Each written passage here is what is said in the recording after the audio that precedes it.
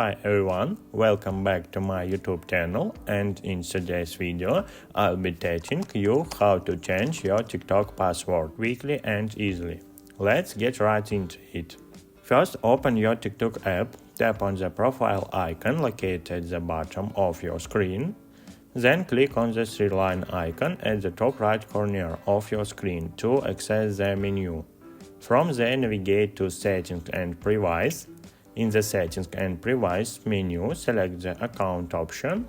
Now locate and click on Password. You'll then receive a 6-digit verification code sent to your phone number or email associated with your TikTok account. Once you enter the verification code, you'll be prompted to create a new password.